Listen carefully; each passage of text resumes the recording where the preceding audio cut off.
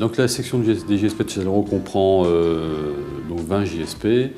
Nous en avons 8 en première année, 5 en deuxième année. Juste pour la victime. Et donc 7 en troisième année. Avec également 12 formateurs qui sont pompiers professionnels ou pompiers volontaires. Des centres environnants. Nous avons à disposition bien sûr les locaux du CSP. Donc pour le sport, on a les vestiaires qu'utilisent tous les pompiers du centre. Et puis on a également face à la caserne, donc là on a une énorme chance, on est qu'en face de la caserne on a un gymnase et un stade. Donc le gymnase on l'utilise aussi régulièrement pour aller se changer. On ne l'utilise pas forcément pour les cours de sport étant donné qu'il est utilisé par d'autres clubs. Mais sinon on a le stade à disposition comme on veut. Donc c'est que du bonheur. Centre de secours, nous on a à disposition également tout ce qui est salle de cours, tout ce qui est matériel. Donc, ceux qui ont internet travaillent chez eux, en ligne bien sûr. Et puis après ils viennent me passer le test ici avec moi quand ils ont fini de travailler le learning.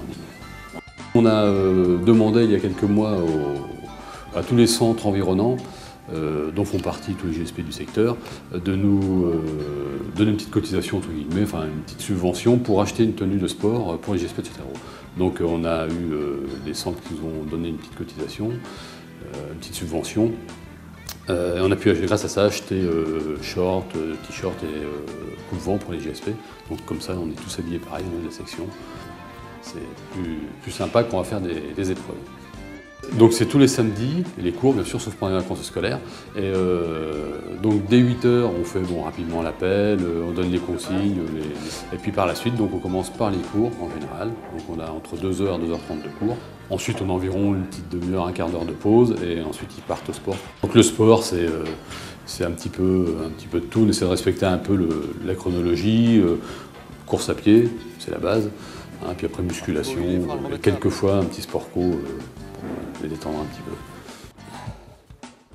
Alors tous les ans, on a environ entre 20 et 30 gamins qui se présentent et on n'en sélectionne que 8.